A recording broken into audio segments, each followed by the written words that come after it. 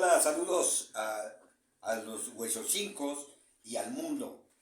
Es un placer tener aquí, en este momento de carnaval, a un personaje que conoce la historia. Estoy en entrevista con él y vamos a comenzar porque nos permita decir, ¿cuál es tu nombre? Hola, ¿cómo están? Me llamo Omar Bois Luján. Muchas gracias. Sé que eres arquitecto y eres una persona que ha estado trabajando inclusive para restablecer el convento en algún año pasado en cuanto a las pozas, y esto te ha permitido abrevar del Huexocingo. Es muy importante, he tenido conocimiento que sabes tú de ese gran momento del señorío Huexocingo. ¿Podrías abundar sobre ello? ¿Qué es? ¿Cómo está? ¿Qué representa?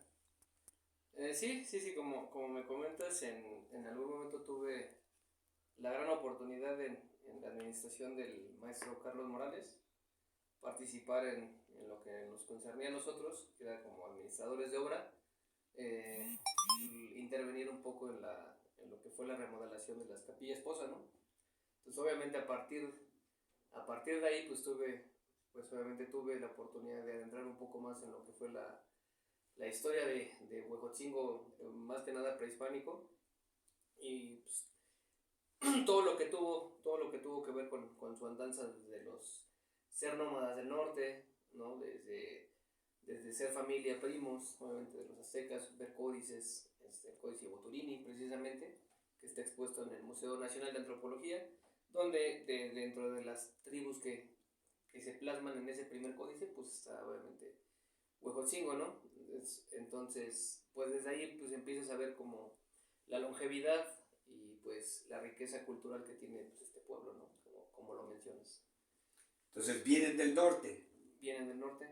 y... Sí, o sea, es un proceso largo, o sea, no es nada más únicamente vinieron del norte.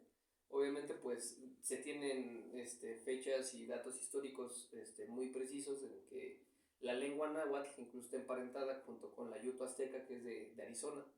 Entonces, digamos que son obviamente pues desde el mismo proceso, digamos, de andanza de los pueblos nómadas, pues obviamente desde ahí pues es una misma familia que viene peregrinando del norte, desde el norte de México, Baja California, Chihuahua. Entonces, pues es un proceso muy largo, o sea, no es nada más viene del norte, obviamente pues, ¿qué pasa en ese proceso? Pues obviamente se hacen cazadores por obvias razones, ¿no? No, al ser nómadas, pues no tienen que adaptar la vida hacia un ser nómada. La cacería, obviamente, la pesca, donde la agricultura pues todavía no tiene algún, digamos, aspecto simbólico todavía en la vida de estos primeros chichimecas que se empiezan a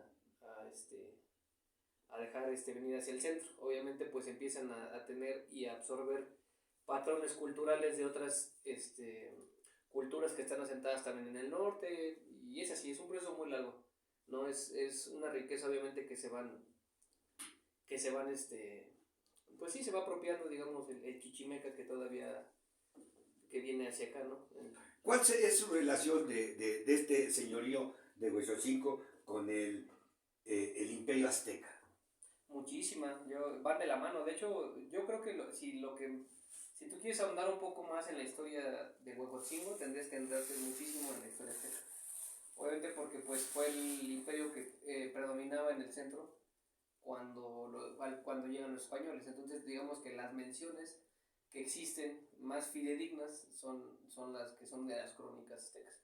Entonces obviamente pues ya hay más ya en los últimos años ha habido más de este lado, de los volcanes, pero sí mucha parte de la historia de Huejotzingo se afianza obviamente en las fuentes aztecas. Obviamente pues cada una con sus diferentes matices, ¿no? Porque, por ejemplo, obviamente la historia azteca siempre va a buscar enaltecer, pues, obviamente el orgullo de su nación, ¿no? Obviamente, pues, si tú lees algún autor de este lado, pues te va a decir lo mismo. O sea, desde Siguret, de este maestro, es Brito Guadarrama, buenísimo ese maestro. al maestro que me ha ayudado a recibirme en su casa, el maestro Morales Cera, también buenísimo, Sobresaliente. nos puede ayudar muchísimo en este tema. Pero sí, indudablemente pues van de la mano la historia de Huejotzingo, Huexotzingo con X. Debemos hacer, yo creo que una división en la parte de la historia de Huejotzingo. Una es Huexotzingo con X y la otra es Huejotzingo ya con J, ¿no? Que yo me atrevería a decir que es el Huejotzingo con J, y es a partir de que ya a partir ya de la conquista, pues obviamente los frailes bajan el señorío a lo que en donde hoy actualmente ocupa el lugar del pueblo, ¿no? Oye, arquitecto, se ve que sabes, y esta es tu primera entrevista, tu primera aportación a la historia de Huexotzingo, porque tengo entendido que tus raíces están aquí en este municipio por el lado de Xalmimilulco. Sí. ¿Sí? Entonces quiere decir que hay una relación, pues Xalmimilulco conforma el gran territorio de Huexotzingo. ¿Y qué nos puedes decir de la importancia de un historiador o de alguien que analiza los hechos históricos? Pues es muy importante. Obviamente pues la historia está ligada hacia un pueblo. Entonces, si no hay historia, si no hay alguien que la propague, si no hay alguien que la reviva cada vez, pues obviamente es un pueblo que olvida, con los años puede llegar a olvidar el origen, un porqué. El papel del historiador hoy en día ha sido un poco complicado por el sistema educativo en el cual pues se ha modificado, ¿no? O sea, donde ya la historia ya no cobra un papel, digamos, dentro de las aulas, ¿no? Obviamente pues con las diferentes reformas educativas pues se ha buscado que la educación cada vez sea más técnica, más tecnológica, que no está peleada con la historia. Pero pues la historia tiene que haber un estudio, así como hay un doctor, como hay un arquitecto, como hay un técnico en cualquier industria, tiene que haber un historiador. Entonces, ¿por qué? Porque es un motor. Decía León Portilla que la historia es un motor